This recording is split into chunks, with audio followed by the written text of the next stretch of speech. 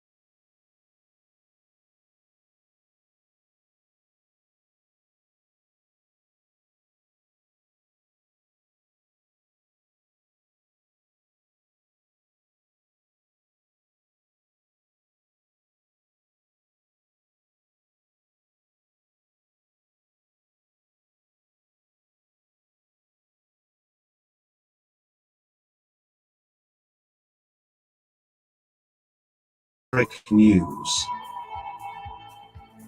The world is watching.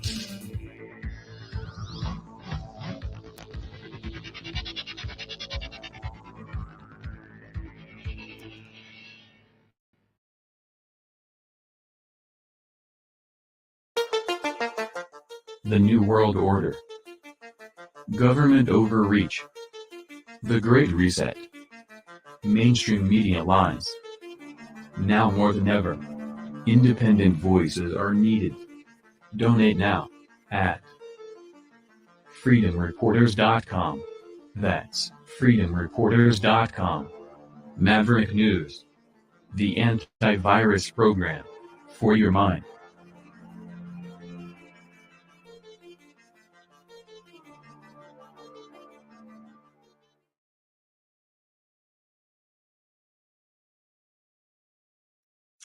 Okay, I'm back, and I think the secondary stream should be running. It's just not flying into the window there. So my apologies to people on live stream too. There it is. It finally got. Okay. And welcome everybody again to the Maverick News channel. Thank you everybody for tuning in tonight. A lot of stuff going on. Again, for those of you who missed our first opener, is Alex Jones a hero? He was predicting more COVID lockdowns, more COVID mask mandates earlier this week, now saying that the whole thing has been delayed or stalled or maybe even stopped, saying that it's because of his broadcast, I guess. So we'll take a look at that. We'll look at the rise of Vivek Ramaswamy, one of Trump's main challengers. He's doing that, I think, through very bold statements. Very bold indeed. And we'll look at the fallout from Trump's arrest in Georgia this past week. And Yevgeny Prigozhin, the head of the Wagner fighting force in Russia, his plane went down, now confirmed through DNA evidence, dead. So we'll take a look at that tonight as well. And a few other things too, but those are the sort of the main things we're going to tackle here this evening. We're going to just kind of take a look back at this crazy week that we had, and it was pretty crazy. It's hard to keep things in perspective sometimes. Things are moving so fast with the wildfires and the politics, the polarization of the country, emotions running high. You know, and Trump not appearing at the GOP debate. I don't know. Some people saying, yeah, good idea. It was a good idea for him not to go to the GOP debate. I'm not so sure. I think in the end, everything sort of remained about the same, except for, you know, it's not really quite true. Overall, things haven't changed a lot. Trump still kind of has his big lead over the other candidates, at least in the polls. But I think that Vivek Ramaswamy gained the most, has been gaining the most, not just through the debate, but just overall over the last number of weeks. You know, when he went to the state fair, I think he gained ground there. DeSantis kind of took it on the chin because Trump was focused on DeSantis and took the wind out of Ron DeSantis' sails because he sees DeSantis as his main rival. But Vivek Ramaswamy, he's not really on Trump's radar in the same way. So he's not being targeted by Trump, yet he's polling very close to DeSantis. He's absolutely a threat in that way. And Trump, he's not a shoo-in. You look at social media comments, you look at the public reaction to a lot of things. There's now finally some erosion happening to his support, his base of support even. Not his core base, which is, you know, very committed, but even within the Republican ranks, there's some erosion of support there. I see it even here in our chat. You know, some people who maybe even 6 months or a year ago were pretty hardcore Donald Trump, now still favorable, but not as quite as committed. So there's some erosion going on. And it's Vivek Ramaswamy that seems to be rising the most out of all the other candidates. And that is because he is making bold statements. He's not afraid to say things that other candidates maybe are, to take some risks. For instance, this not at the debate, but has stated that he not just doesn't want to just reform the deep state and specifically the FBI. He would actually abolish it. That was a bold statement made this week, and I'll bring that up for you.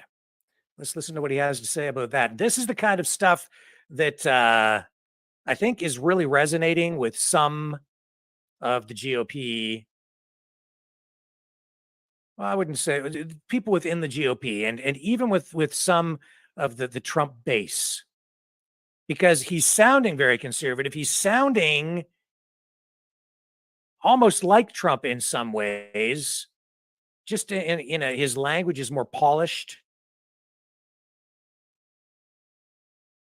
and he has a different demographic base of support. But it's stuff like this that I think even the Trump supporters want to hear. And he's not terribly critical of Trump either. He's like complimentary toward Trump, not really attacking him, but almost upstaging Donald Trump. Here he is talking about the FBI and wanting to actually abolish it, like get rid of it, replace it. Over group identity and victimhood and grievance. Taking up on victimhood. That nobody in the world, not a nation, ideology, wokeism, not a corporation, not a virus is going to defeat us. That is what American exceptionalism is all about. And that is what we together will revive to save this great nation. Thank you all. God bless you. God bless your families. And God bless the United States. Hang on. As we transition to our Q&A, before we do, I'd like to move into our Q&A by kicking it off with a description of how I will keep that first promise that I made you. I said that in January 2033, we would tell you that we have 3 branches of government, not 4. Well, the major threat to that today is the administrative state as we know it. If George Washington, Alexander Hamilton, Thomas Jefferson, Benjamin Franklin were walking the streets of the United States of America today, they were walking the streets of Washington, D.C., they would be aghast at what they saw. They fought a revolution to say that we, the people, decide how to settle our political differences, for better or for worse. In the old world, it was done the other way. Monarchs, church leaders, business leaders got together in the back of palace halls, and they decided what was right for the rest of society at large because they thought that we, the people, could not be trusted to sort out our own differences. But on this side of the Atlantic in 1776, we entered a different bargain. We said that for better or worse, we might get it wrong sometimes. That's okay. We, the people, decide how we settle those differences where every person's voice and vote counts equally. From climate change to racial justice to anything else, that's how we settle our differences. What happens in the course of history is from time to time that old monster, that old Leviathan, that old world rears its ugly head again. And that's the moment we live in today. We live in a 1776 moment where I'm sorry to say that in the year 2023, the people who we elect to run the government are not the ones who run the government. There's not a single standard of justice in this country. There are 2 standards of justice in the country, which brings me to the first arm of the administrative state that I have committed in my administration. We will not just reform. Reform is a false promise. I don't think the people who make that promise believe it's false. I think they're good people who fundamentally think it's true. Mostly Republicans are the ones you'll hear it from. We're going to reform a government bureaucracy. We're going to reform the administrative state. We're going to reform the FBI. I believe that's a false promise because it cannot be done. I stand not on the side of reform. I stand on the side of the American Revolution.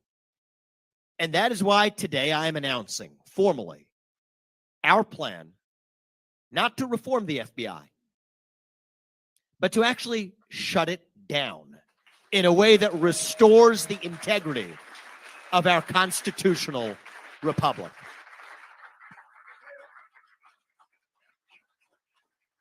And I'd like to explain to you why this is far more practical than it actually sounds. I have to admit to you guys, this scares a lot of people when I say this. I cannot tell you the number of my former colleagues and friends who were would-be donors that say my plan to shut down agencies like the ones I'm telling you about today, give them pause in supporting me. But what I tell them back is actually, you know what's extreme is actually the existence of a bureaucracy that says that we the people have no say in how our government is actually run or held accountable. So today, here's the structure of how the federal government is organized. My task here is to explain to you not only what we will do, but why it is the more practical plan than the status quo. At the local level, you have the equivalent of the Department of Justice in the form of local prosecutors. And you have the local police, the equivalent at the federal level of the U.S. Marshals. You do not have a separate investigative unit that sits in between. When that 35,000 person strong investigative bureaucracy, the FBI, sits in between, that is a formula for corruption. That is a formula for politicization. When a bureaucracy exists that should not have existed, that is a formula for rot. It is the same FBI that investigated Martin Luther King Jr. and threatened him with suicide 60 years ago on the back of illicit collected tapes that now threatens its political opponents of a different political persuasion. So the problems with this are clear. We have redundancy and waste. 35,000 employees, but only 15,000 of them are either agents or actually in investigative roles. 20,000 plus of those employees are just in so-called support roles. Think about the waste. That's an extra $1.4 billion per year just in the headcount costs for that support staff, not counting what they actually spend their money and resources on, which is about 10 times more than this. Mission creep then becomes a problem. After 9/11 in particular, the mission of this institution completely was dissolved so that it was able to creep in many different directions, taking on projects it shouldn't have taken on. And that was the formula and the road that led to the political weaponization that we see today. This is the status quo as it exists today. And I'm proud to show you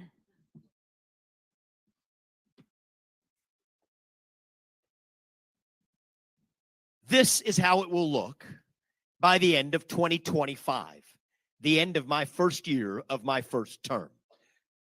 We will eliminate the FBI. It will no longer exist as an institution, but we will be able to move to the U.S. Marshals, to the DEA, to a series of enforcement agencies that have not been politicized in the same way as the FBI, a subset of the 15,000 employees that are actually conducting real work, and the remaining 20,000 will have an opportunity to search for honest work in the private sector. There's a worker shortage, last time I heard. So some businesses waiting to hire some workers. So we'll let that work itself out. The corruption investigations will move to the Secret Service. The counterintelligence investigations, which is a tiny portion of their employees, but important, I acknowledge, will move to the Defense Intelligence Agency under the DOD. And there is a white-collar investigative function at the FBI, which, as long as we have the laws on the books, need to be enforced. Move to the Financial Crimes Enforcement Network that sits under the Department of Treasury. This box does not need to exist. The J. Edgar Hoover Building is the name of the headquarters that they still report into. So not only do we have greater specialization now, not just generalist agents in a mission that has crept so far as to be ill-defined, but you have specialized agents that are actually good at what they do. Not only do you have specialization, you have financial savings. We're talking about billions of dollars per year in savings for us, the taxpayers. But most importantly, you have greater accountability of an institution that by its very design in where it's sandwiched today has escaped cabinet level accountability for too long. J. Edgar Hoover may be the one rolling over in his grave by the time we finished with this, but George Washington and Thomas Jefferson will lay in peace after we take this step. That's the future of the FBI. The second department that we'll begin with in January of 2025 is actually shutting down an institution that should have never existed in the first place. That is the U.S. Department of Education. This is the head of the snake when it comes to the spread of wokeism, transgenderism, indoctrination of our kids. We've been taught to believe, and there's a lot of truth to it, that it's school boards that have gone awry. And parents, I'm so proud of many parents across this country who have once again become engaged in how their kids are being educated and indoctrinated in their schools. But the hard truth is that those school boards are actually responding to economic incentives created by this department. This department should have never existed. You have actually taxpayer money from this room that pays the federal government that then supposedly sends money back to our schools, but it comes back with strings attached, right? You didn't pay your taxes in saying you only get these taxes, U.S. government, so long as you're abiding by the principles laid out in our Constitution. They're not, and they kept the money either way. But when they send the money back, they tell local schools today that you don't get that money unless you're adopting critical race theory, unless you're adopting toxic gender ideology, unless you're adopting race-based quotas in your hiring. And that is wrong. I do not believe, and this is one of the areas where I differ from my last Republican predecessor, President Trump. I do not believe we can reform this agency. This was here long, so have been here long before I arrived, and the way the employees there see it, they'll be here long after I'm gone. That's the way they saw it when Trump came. So we're gonna, jump out of that, but you're getting the idea, okay? He says he's going to eliminate the FBI, and then it isn't exactly clear what might take its place, but it looks like it might be something similar to the FBI. Now, nevertheless, if you clean house like that, sweep something away, and then create something similar but different, I guess that's an opportunity to get rid of the deep state and attacking the Department of Education. I think the intent there is to give parents more choice in where they send their kids to school ultimately, and to address the politics that has been injected into the education system. So those are bold statements, and he's definitely getting the attention of the media and the public. Now, it doesn't stop just there. He's also been making some, how shall I put this, other bold statements on things like the election, election integrity, and says that he would have certified the 2020 election, but says that Pence missed an historic opportunity when he was asked to sort of send the ballots back, but didn't do it. So he's sort of playing both sides off against the middle. And he was on Meet the Press with Chuck Todd talking about that. I think I have a clip lined up for you with Ramaswamy speaking about just that. Yeah. Here we go.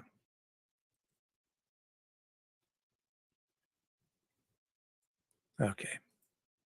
So just give me a second here. This computer is really slow tonight.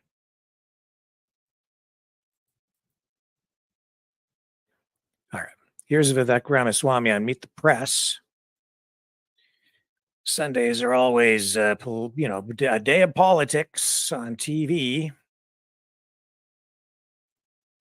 Here we go. And we need government issued Says they need ID single day matching the voting voter on file. election day And if we achieve and paper that, ballots. then we have achieved victory, and we should not have any further complaint about election integrity. So what would, So I what would would have you have driven done? it through the Senate. So what would you have done As- with Mike Pence? You would have So in my not certified capacity- the election?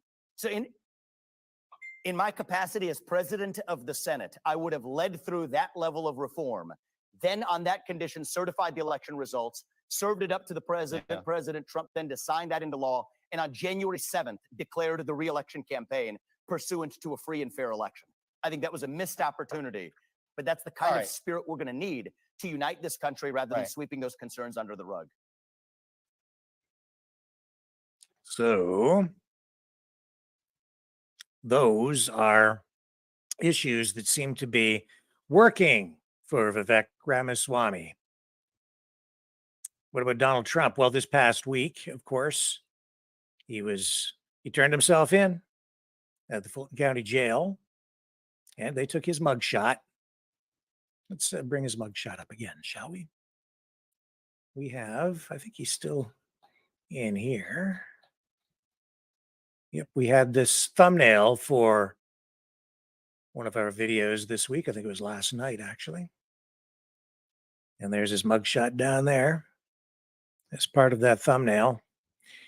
And the fallout from that has not been what I think the Democrats were hoping for. He almost seems to be benefiting from it with a massive surge of followers coming forward and reigniting interest in his Twitter account after Trump posting for the first time in years on Twitter with that mugshot. And it was a little bit strange because his mugshot post, when he put that up, he hadn't posted in so long that the last thing he posted was from the J6 incident. And so it goes from the J6 incident, and then the next post is his mugshot. Both of them obviously related, right? And media picking up on all of this, of course. And this is a mugshot that is being seen all over the media and now also on T-shirts, merchandise. And there's his Twitter post, election interference. He says, never surrender, DonaldJTrump.com.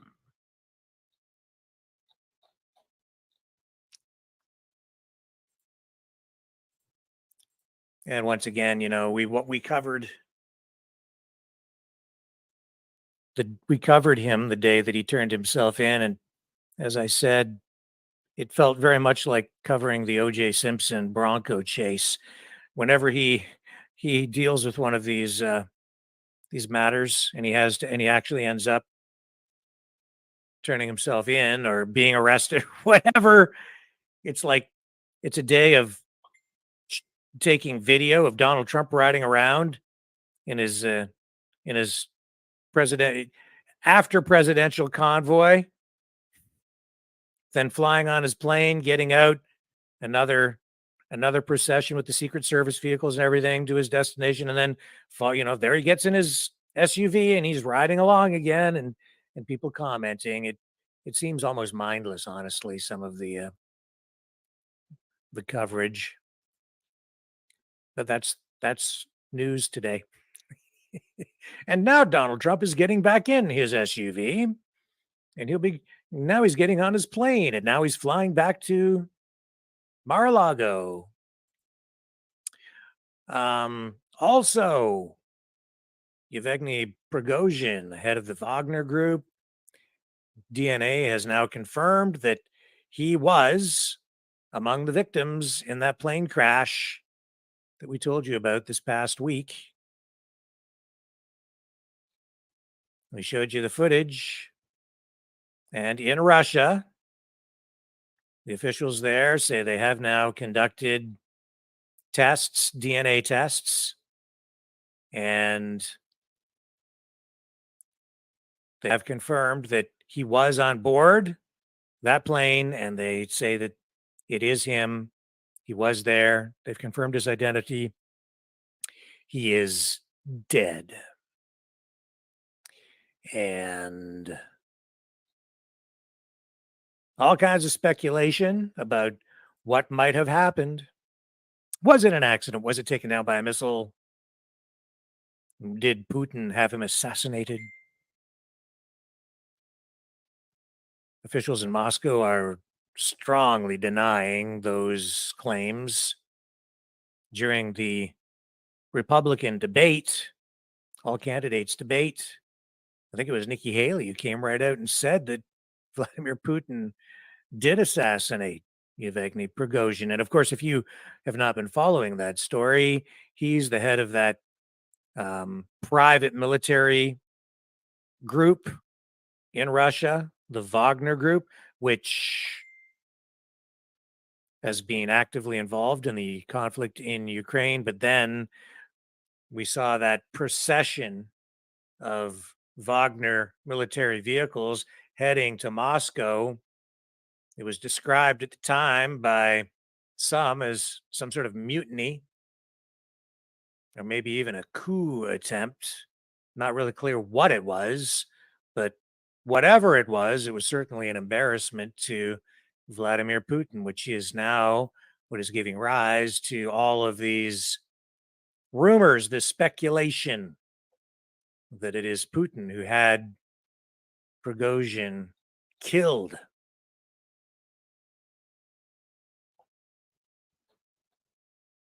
And of course, that mutiny or whatever didn't last long. It basically rolled out over a day, and then an agreement was made, and it was really largely about changes in the agreement or the circumstances surrounding the use of those Wagner forces. Prigozhin was, in a way, kind of losing a big portion of his business. So it seems that was a big factor in it. And a lot of the Wagner forces were they were all being offered positions within the Russian military, or they could go back to civilian life. And then in the end, the Wagner group ended up in Belarus on the border there. And things are, being rejigged in the wake of Prigozhin's death. So you'll see things stabilize a bit now, regardless of whatever the truth is about that incident with the Wagner military vehicles that eventually did turn back and did not get all the way to Moscow. Now back to Trump for just a moment. I received this. I was looking at an old message that came in on Facebook, and I can't remember who it was from, but they were saying, Rick, you have to get over your worship of Trump. I don't worship Trump. I've never worshiped Trump. I worship no politician. I really never have. I was a big fan of Trump, but I don't worship him. Many people do. But I can tell you that things have changed, and his support is not quite as strong as it was. The things that it's just different. He still has a lot of support. Don't get me wrong, and he's still way out in the lead, and it's his nomination to lose. But there is this whole theory that Trump is not qualified, that he's actually disqualified from running for president again because of his involvement in the J6 incident. And it's a legal argument, and Dinesh D'Souza addressed that. And I'd like to run a brief clip of Dinesh D'Souza talking about that very thing. I really like Dinesh D'Souza. I think he's a smart guy. Here he is saying that these legal arguments just don't hold water, and that Trump absolutely does have the right to run again. podcast but haven't gone into it, a school of thought on the left that is now trying very hard to press the argument that Trump is already disqualified from running for president in 2024. What?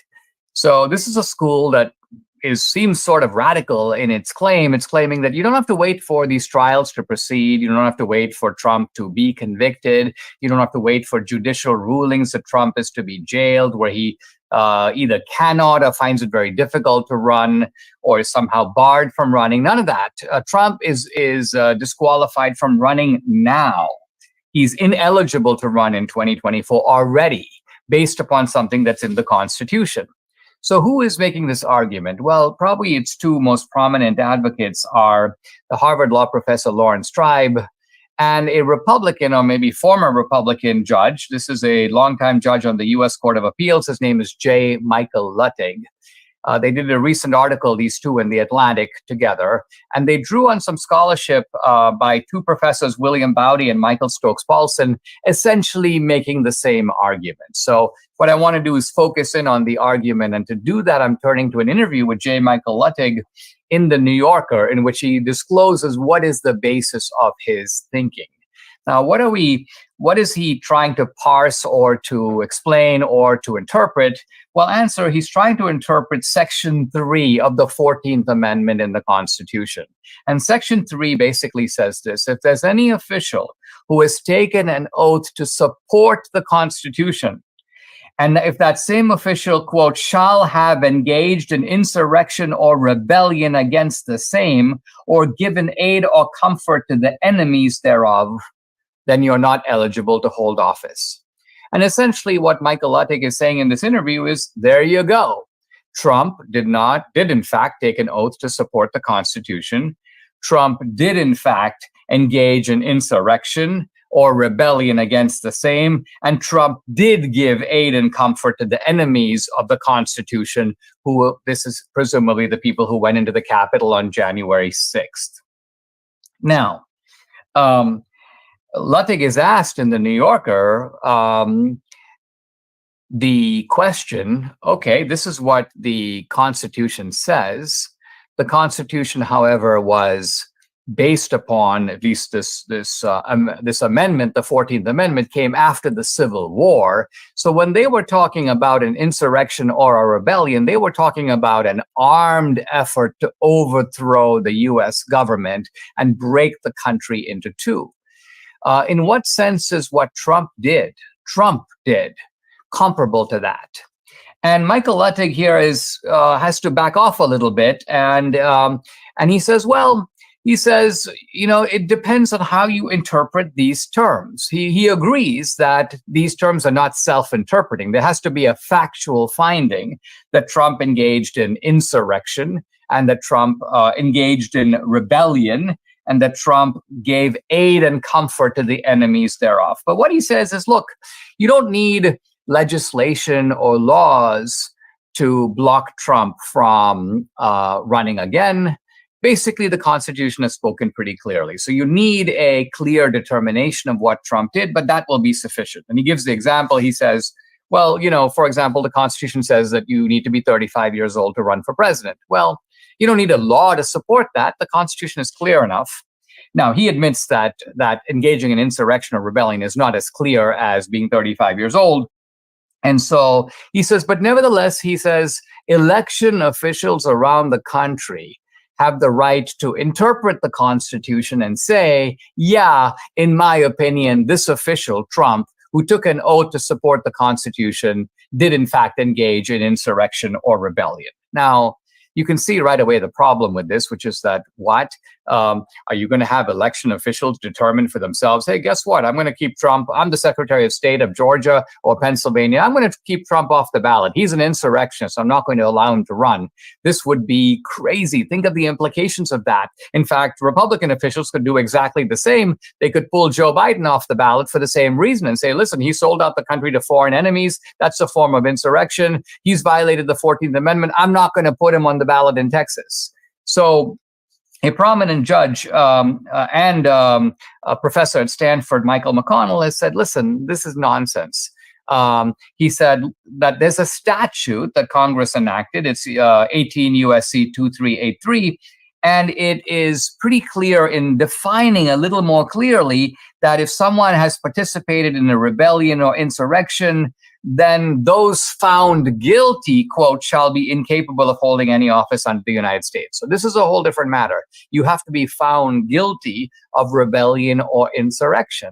Now, it's very important to note that Trump is not charged with rebellion or insurrection. He's charged with other things. And so this is the problem, I think, that people like J. Michael Luttig, this guy's a never Trump or he hates Trump, and he realizes that even if Trump is found guilty, all right, Trump is going to appeal. And so he can still run. He might even be jailed and be running from jail, but there's nothing to stop him, it seems, in the law. And so this is why Luttig is saying we don't need the law. We can just turn to the Constitution. And think of the anti-democratic implications of this, because it essentially gives state officials a veto power over who's on the national ticket. And yet Luttig goes on to argue, and I find this whole interview completely unconvincing. For example, here, quote, the calls to Raffensperger, we are talking about one call, but somehow it's become calls, were part and parcel of the rebellion against the United States government. What? Again, look at the call. Look at the context of the call. Trump is merely saying, I won the state. The votes are there. When he says go find them, he means go find the legal votes. And yet here's Luttig. The plan was to overturn the validly held election. Well, nobody claims the election was invalidly held. We're talking about the counting of the election. We're talking about the existence of systematic fraud. We're talking about Trump's belief that there was fraud and his desire to prove it, and then giving aid and comfort to the enemies of the United States. Please. And that's Dinesh D'Souza. So, yeah, I hear what he's saying, and I think that his argument is strong. I'm not so sure. I'm not so sure the other point of view holds water. Okay, let's take a brief break, and when we come back, we're going to talk about Alex Jones and pending lockdowns and mask mandates coming next month, or are they? Don't know. The New World Order. Government overreach. The Great Reset. Mainstream media lies. Now more than ever, independent voices are needed. Donate now at freedomreporters.com. That's freedomreporters.com. Maverick News. The antivirus program for your mind.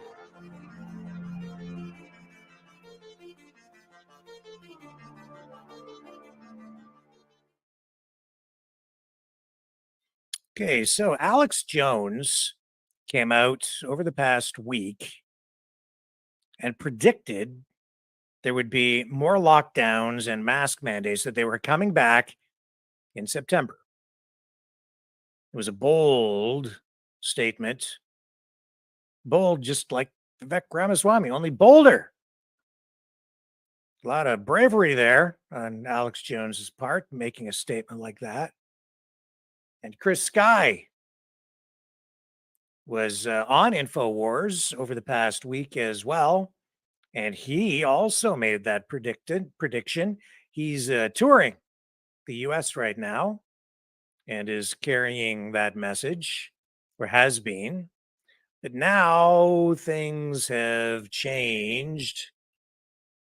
Here's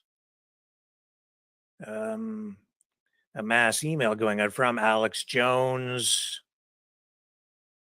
saying that Biden's plan to bring back lockdowns has stalled thanks to word of mouth. What he's claiming here is that because of the prediction he made on his channel, millions of people saw it, according to him, and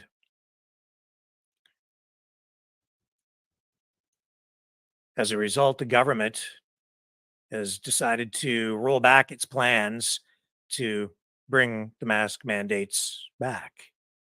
Now, okay, so you can make of that what you want. The CDC and the government denied that it was ever happening at all.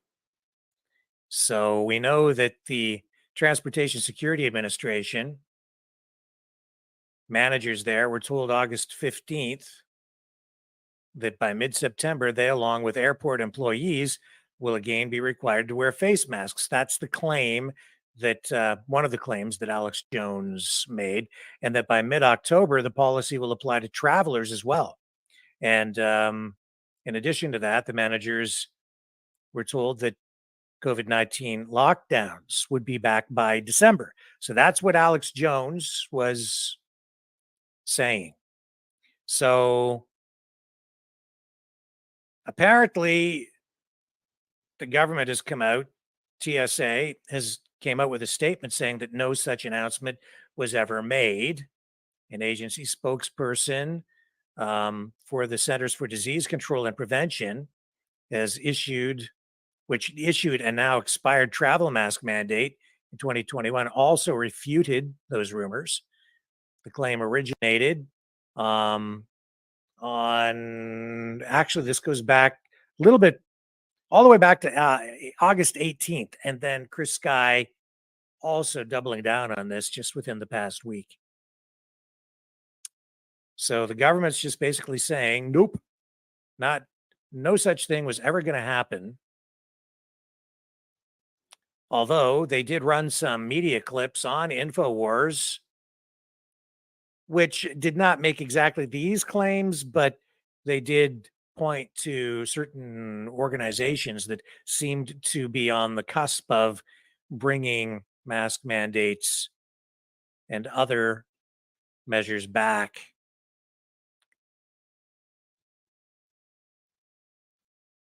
So the Alex Jones show,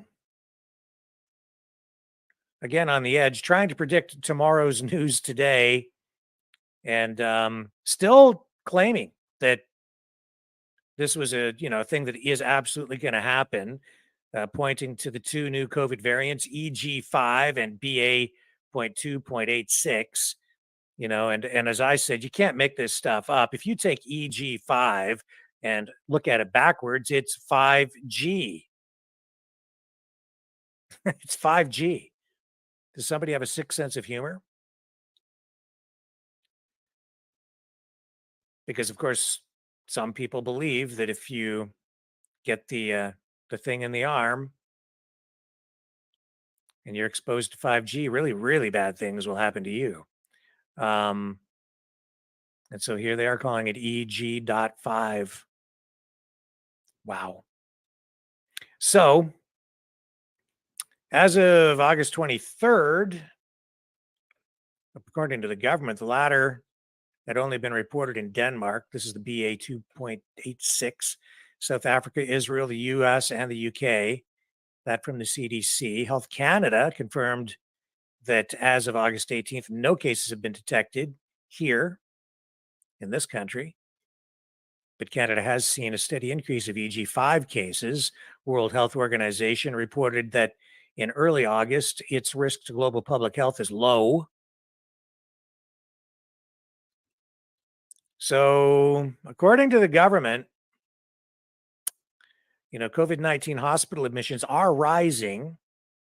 There were 12,613. This is US numbers for the week ending August 12th. That's far lower than past peaks, like the 44,000 weekly hospital admissions in early January. And again, these are government stats. And the nearly 45,000 in late July 2022, or the 150,000 admissions during the Omicron surge of January 2022. But, there are certainly people out there who would love, we all know it, would love to have these restrictions re-implemented, not just for health reasons, but for other reasons as well. Nevertheless, the government denies that any of this was ever going to happen. Alex Jones doubling down and claiming victory of sorts, saying that the reason it's not happening is because he reported tomorrow's news today, or actually next month's news this month, predicting that it was going to happen. And now that it's not happening, he's saying it's because they reported it and then so many people saw the report and then shared the information out that they decided not to do it. So you can decide.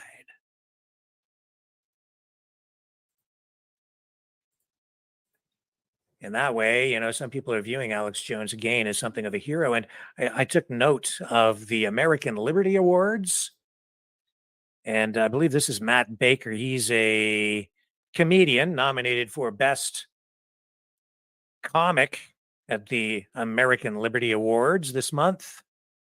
And here he is talking about Alex Jones and referring to him in exactly that way, as something of a hero. Let's listen to what he had to say about the man, Alex Jones.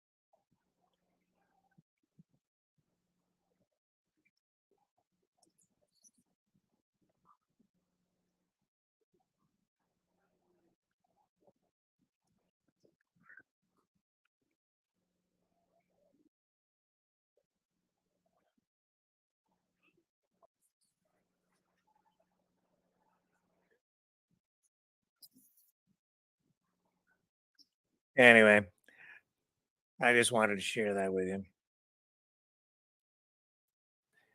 That was Matt Baker at the American Liberty Awards. And it looks like we have an audio issue. Do we have an audio issue?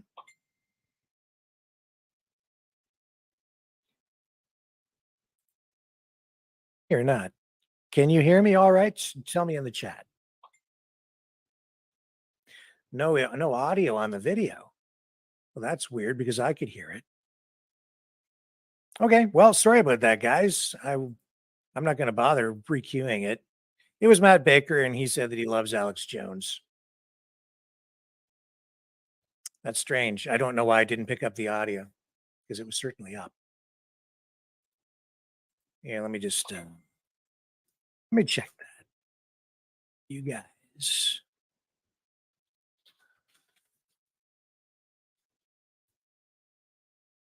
I'll bring it back.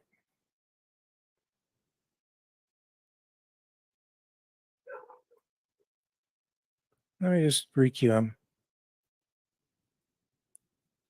Here we go.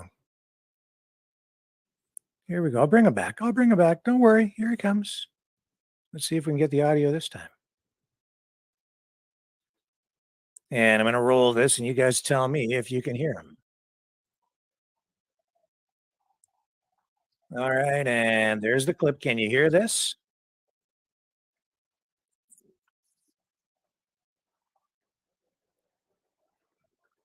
Got audio?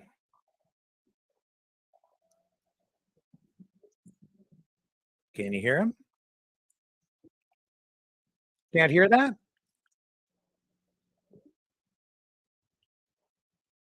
Okay. Well, it isn't that important, so we won't try running it again. Hopefully these other clips will run with audio.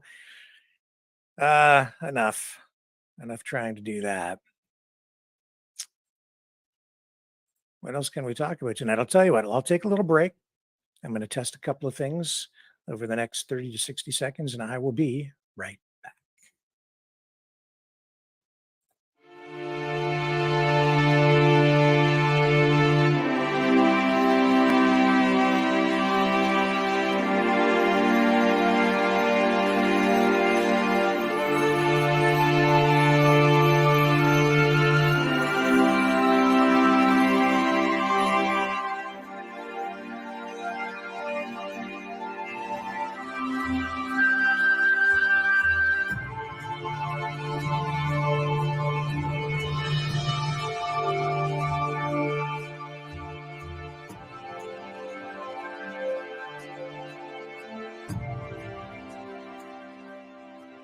Maverick News.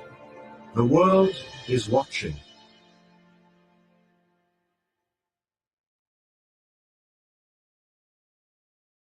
Okay, so everybody's still talking about the wildfires. The wildfires in Lahaina, in Hawaii, emotions running high, all kinds of theories about how the fires might have started, who's responsible. I can tell you that there are lawsuits. Another lawsuit, I believe, now has also been launched against the utility company there. A lot of attention now, a lot focused on the power company.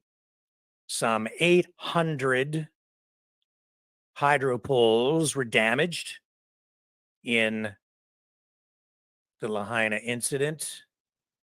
The assertion from claimants is that the power company did not de-energize the power lines when they were supposed to.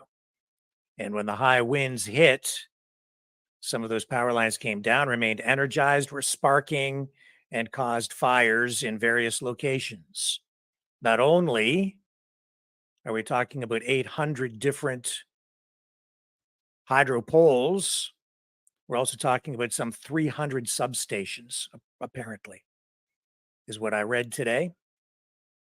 And another lawsuit leveled against the power company from the family of one of the victims. The names this week of some 388 missing people have now been released as well.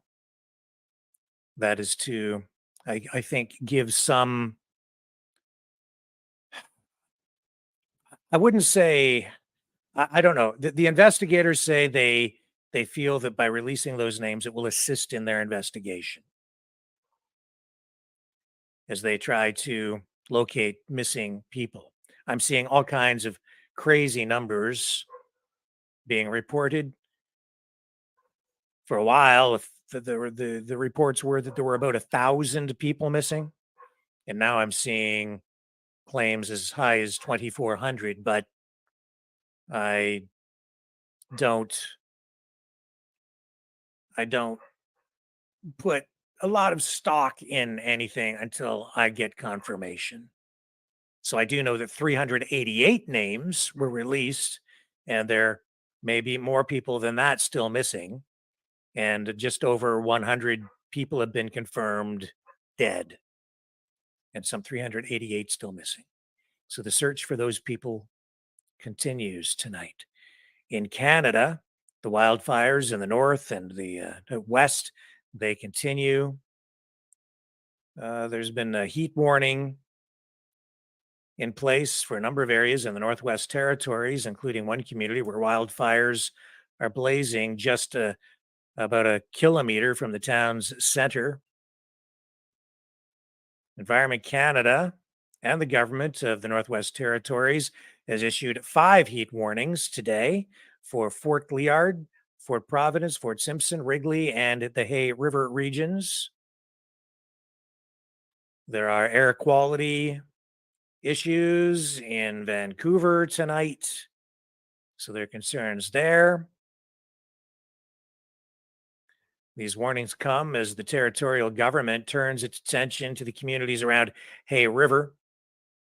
This is a town along the south shore of Great Slave Lake. About 3,500 people live there. And in recent days, Hay River has increasingly come under threat from ongoing wildfires. And as we've seen in some of these communities, especially in Scotch River and Shuswap, we've seen conflicts between some residents who do not want to leave, have not left in spite of evacuation orders, and police who have been given the task of securing dangerous areas and blocking access on roadways, which is honestly standard procedure when there are fires burning or hazardous areas, to block off areas. And we've seen head-on confrontations between people who say they're bringing aid in, and I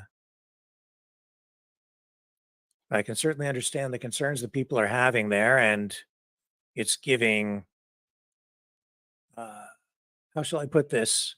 The government is under pressure, has been under pressure to adopt, stay and defend policies for people who want to remain behind and fight fires on their own properties. And they have been allowing people to remain in place. But if they do that, they're being asked to stay put, not roam around. And as we saw also during that confrontation, when we ran you that video, the people confronting police were told that if they took an online course, they would be put to work helping to fight fires. But I'm not exactly sure why. It didn't seem like they were listening to that. They didn't seem to want to entertain that idea at all. They just wanted to get through the roadblock. And police were not letting anybody through because of safety reasons. And then, according to police, and we read you the RCMP media release where they said that they were threatened by some of these people. And so as a result, because of the threats leveled against from some of the people who showed up on scene, they were threatening the cops and threatening the firefighters, apparently. And so they pulled the firefighters out. Some people are saying that's a lie. I wasn't there. I can only tell you what people are saying, and that's what was said. I can also say that there have been a lot of videos produced with a lot of people saying a lot of things. One of the videos that came out this week was from a guy who says a fire hydrant was shut off in British Columbia, giving rise to a lot of suspicion. And I know that people have lost trust in government and our institutions. The claim being made here is basically that the water was shut off on purpose because they want the towns to burn to the ground. And you can draw other conclusions from that if you want. Anyway, this is the video that I saw and has been going viral. And this I saw a couple of days ago. And then I did a little bit of investigating, and I was, trying to find out why this fire hydrant might not have any water running to it. Anyway, there's an answer for this, and I don't even have to be the one to tell you. So I'm going to first run this, and then I'm going to run this other one to give you a different perspective on this, because around here we are about trying to get people as close to the truth as possible. And that means not just telling one side of the story or the other side. It's about giving you as much information as we can provide so that you get a full perspective and you can then draw your own conclusions. So I'm seeing a lot of videos like this, which of course draw the credibility of government and even our first responders their credibility and their commitment to public safety into question. Here we go. Your Instagram could tell me how to why there's no water in the water hydrant. So fun fact, did you know not every fire hydrant has a Fire Steve here, and let's talk a little bit about fire hydrants and water supply. Now, first, I apologize. Hang on. This is just this computer. Hang on. Okay, so I don't have to run the whole thing. Let's get this back up here. And yes, it starts off. That's the video that we're talking about. And this is the response from this firefighter, a professional firefighter. Fire Steve here, and let's talk a little bit about fire hydrants. Explanation for you, or a possible explanation. So here it is again. Instagram could tell me how to why there's no water in the water hydrant. So fun fact, did you know not every fire hydrant has a pressurized water source? What's up, peeps? Fire Steve here, and let's talk a little bit about fire hydrants and water supply. Now, first, let's talk about typical fire hydrants and their water flow. Now, typically, most fire hydrants are going to be color-coded as to what volume of water they can supply. So this one's red. Keep that in mind. Now, here's a color coding chart that's typical for most municipalities. Not everyone uses it, but for the most part, they do. So blue is your best, blue, water, wet. Green is 1,000 gallons per minute or more, orange being the next one, and red being the worst flow out of all the hydrant colors that there are. Now, what do we know from that clip? Well, this is the town of Callista, according if we're using the tag that's in that video. And it doesn't look very big. It looks kind of like a subdivision that's outside of a larger town. That larger center probably being Scotch Creek, which is right here, which is across the lake from Sorrento. One thing I'm unsure about, because I'm not from that area, is which areas are supplied by municipal water source, which areas have a water treatment plant with a pressurized system.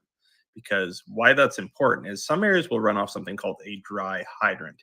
So it'll look like a regular fire hydrant. It'll look like, oh, if I open the valve, it's going to start spraying water. But the way they work is a tanker, tender, and a fire engine can tie onto that. It's going to create suction. They're going to have a tube or a pipe that goes down into the lake to draw water off of. Now, typically the reason why these dry hydrants are put in place is so that way the fire apparatus don't have to back down towards the lake, run a whole bunch of hose down. It gives them a really quick place to fill up. They still need to require that suction from the pump in order to draw that water up and through, but it gives them a quicker place to fill. But that would explain why this hydrant in this video would not have any flow coming out of it.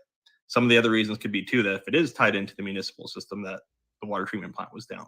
There could be a few different explanations for it, or there could be a valve up the line that's been shut as well.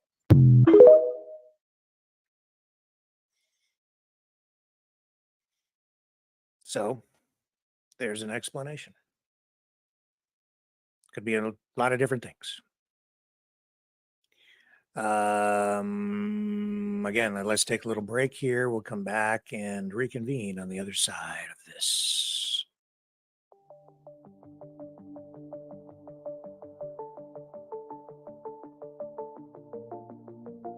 Greetings, brave Mavericks. Our quest for truth continues. We go beyond fake news. Together we expose propaganda. Together we pull others out of rabbit holes. We are maverick thinkers. We are all unique individuals, defenders of individual rights and freedoms, credible, trusted, grounded in reality. Maverick News, Maverick News. Defending free speech, free speech. Donate at freedomreporters.com. Do it now. Tomorrow may be too late. Maverick News. The world is watching.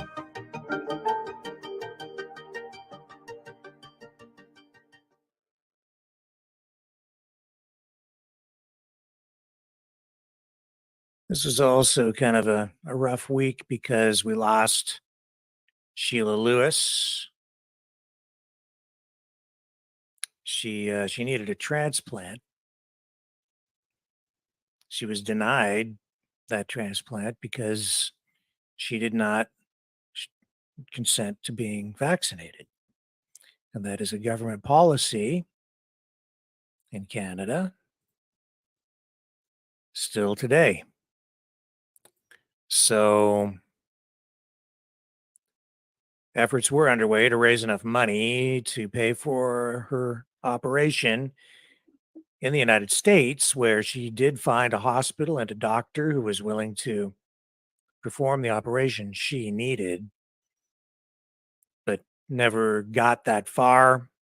And this week she passed away while on the waiting list in Canada. And so I thought we'd bring this clip of Sheila up and then also talk about a public awareness campaign that has been launched by the National Citizens Inquiry as a result of Sheila's death this week. This is Sheila.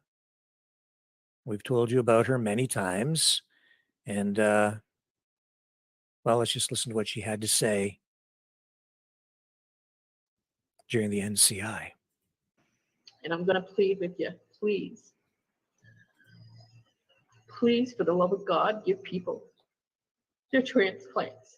They're not asking for anything else. They just want the gift of life. If it's there and it's possible, please give it.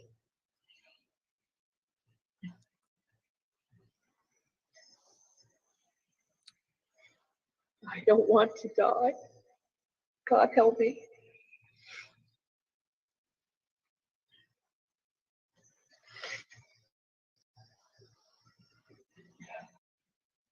And I'm going to plead with you, please. Please, for the love of God, give people their transplants. So,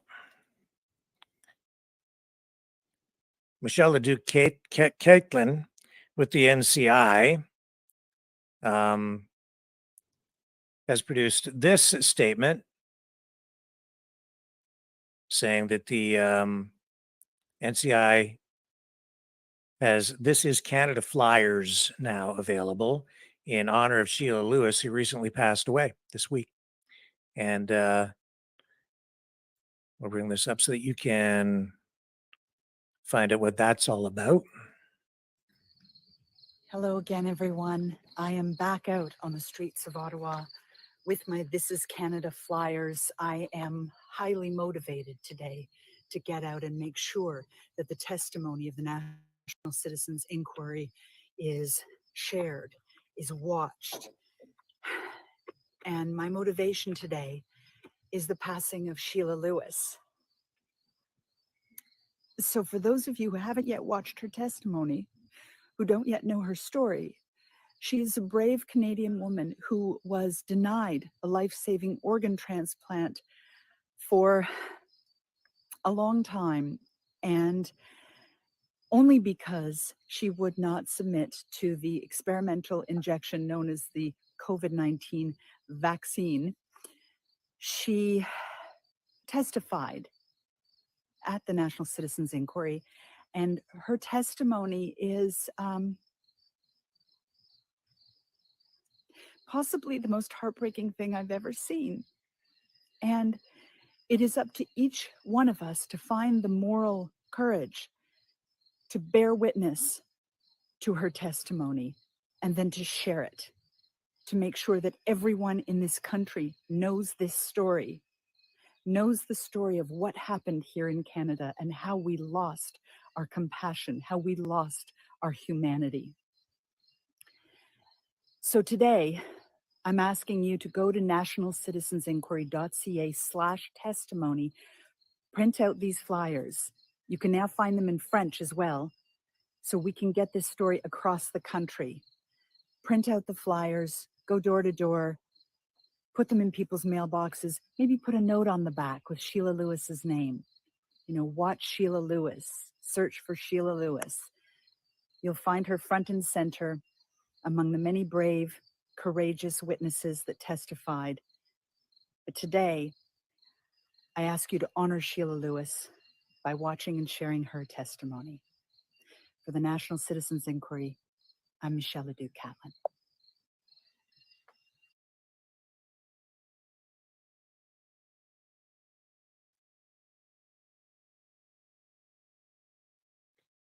That's a dose of truth.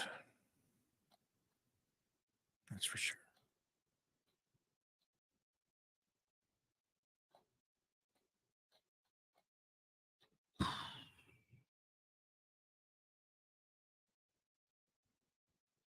Yeah.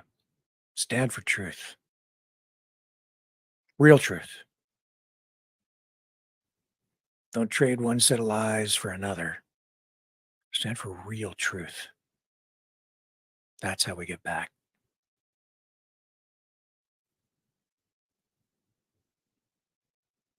It's the only way.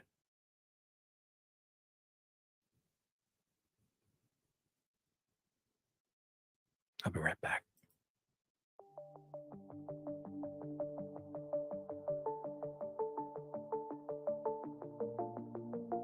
Greetings, brave Mavericks.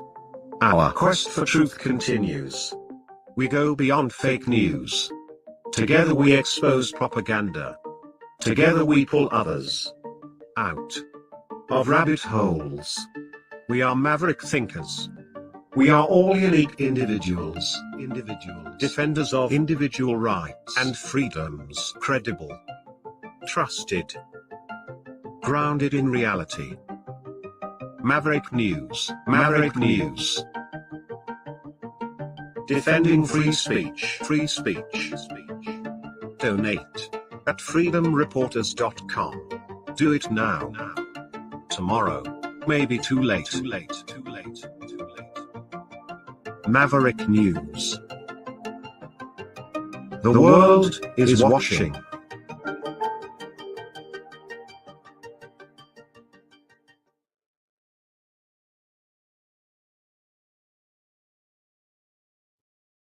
So later this week, we will have Sean Buckley from the National Citizens Inquiry on this program.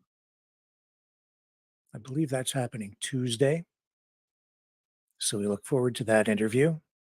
That's something we've been setting up for a long time, waiting for that to happen. So I'm excited to have Sean on. And we'll talk about Sheila. We'll talk about where things stand with the National Citizens Inquiry. Of course, we carried that live every day, front to back, top to bottom, full-blown coverage every single day at every stop right here on the Maverick News Network. And now we have to see if those efforts will reap any benefits. So we'll get an update from Sean this week. Of course, the NCI was not binding in any way. Anything that comes out of that would only provide guidance or recommendations to government, and then it's up to the government to respond, if at all. Unfortunately, as we saw, the government did not participate, nor did, when I say that, I mean no government agencies, no level of government at all participated in the National Citizens Inquiry. At least with the Emergencies Act inquiry, we had people from all sides, all stakeholders had a voice there to some degree. People still not happy with the outcome overall, as we all know. But the NCI, it was frustrating. It continues to be frustrating because the federal government just won't engage. The provinces won't engage. Even the municipalities across this country will not engage in conversation. They would not even participate in the NCI proceedings.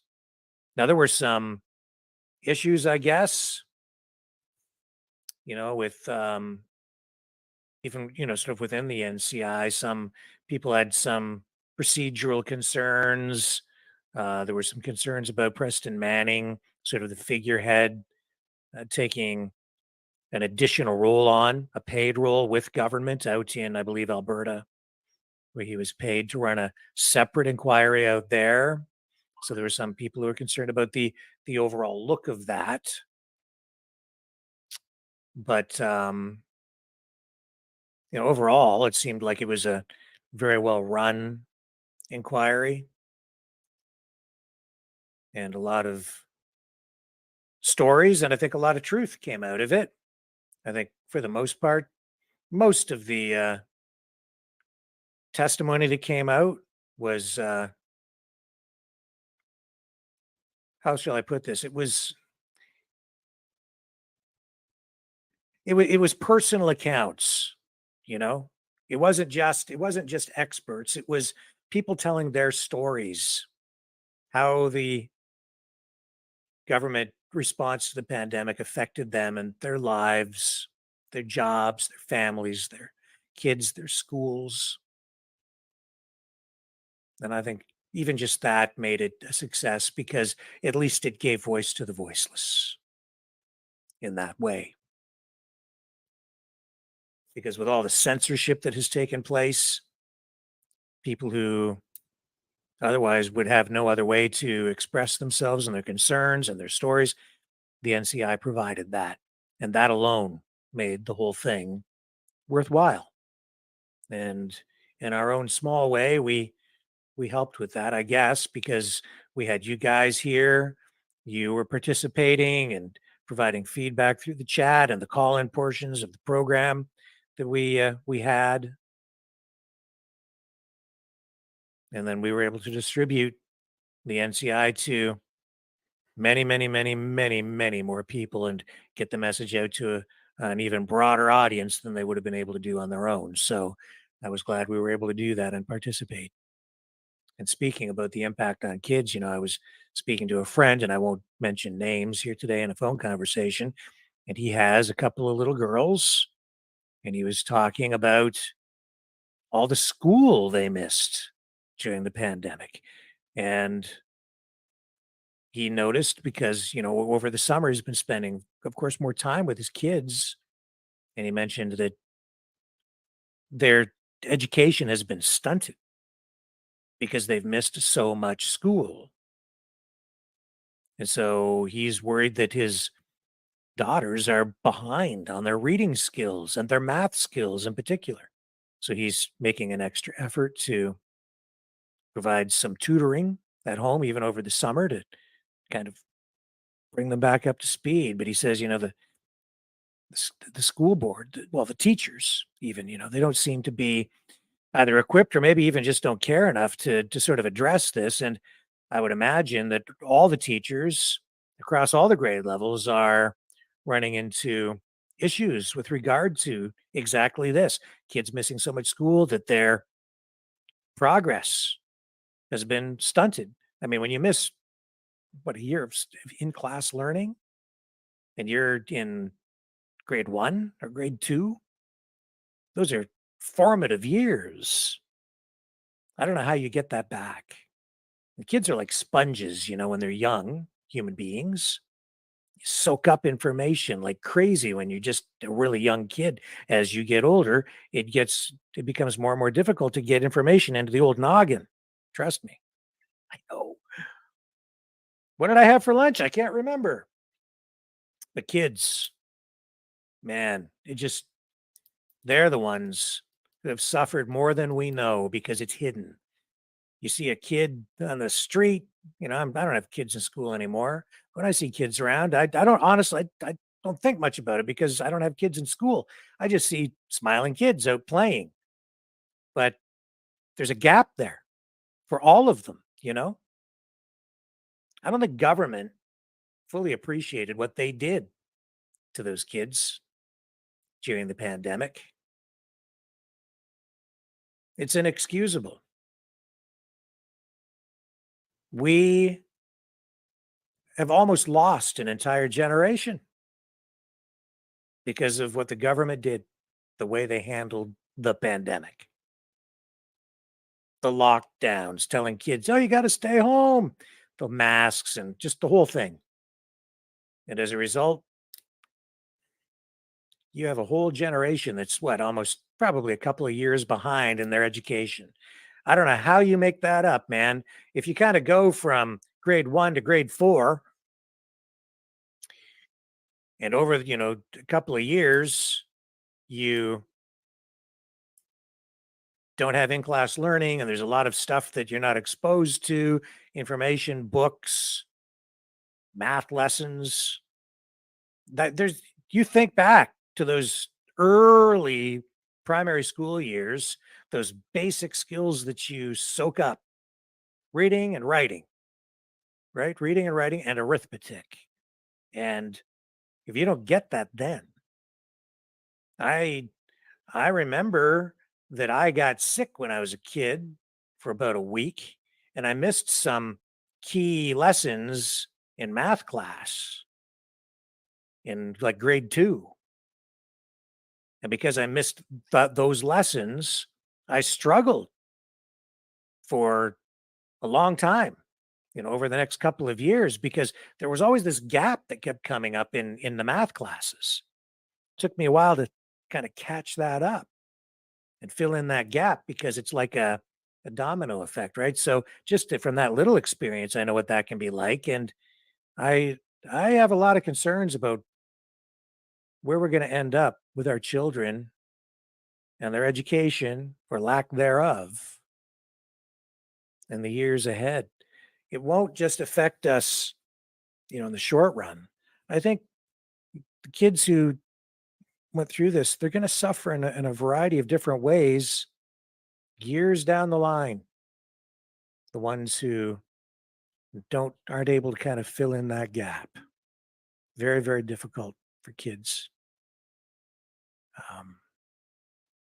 It's like babies too, they just certain things that they need to fully develop and properly develop as human beings as they grow, and they grow very quickly, and they have to learn how to walk and talk. And if things are stunted when you're young, it comes back to haunt you later in life. Sometimes I think the government dumbs us down on purpose. They don't want you too smart. Might start to ask too many questions. Yeah. Anyway, guys, I have also concerns about censorship. As many of you may have heard, we were banned on YouTube again, on our main YouTube channel, for a couple of weeks. So no posting over there. So we've lost our audience on that platform. And then we've got the whole Facebook censorship thing happening over, news content. So we're not fully activated on the Facebook front either. That's a big concern, big problem. We're maneuvering through that, though, by working with other live streamers. And in about a half an hour, I'll be on Twitter, at Twitter Spaces, with Lori and a whole bunch of other independent journalists and streamers, political personalities, talking about this issue, censorship. And for that reason, we are going to wrap up a little bit early tonight. It is now 7:30 p.m. Eastern Time. Do appreciate you guys all stopping by tonight. If you're inclined, you can support the channel at freedomreporters.com. Certainly appreciate the support we've had in the past. And we're going to continue to move forward and work to bring you as close to the truth as we can. And battle censorship. We're fighting for free speech, freedom of media right here. And you can also donate at maverickdonations.com. And if you haven't subscribed, please consider subscribing on our secondary YouTube channel. On the other YouTube channels carrying us across this new Maverick News network that we've established with other independent streamers. And also consider, please, subscribing over on Rumble. I'm running on 2 Rumble channels. Please subscribe to them both. That would help us out a lot, help us combat all this censorship, which I think is unethical, immoral, and just downright freaking evil. Very evil. We have a lot more to bring you tomorrow. I'll do my best to get back. I have to go to Toronto tomorrow, but I'll be preparing for tomorrow night's broadcast as I drive, as I always do when I make that trek to the Big Smoke and back. And I should be back here in time to join you again at 6 p.m. Eastern Standard Time. And what was that phrase that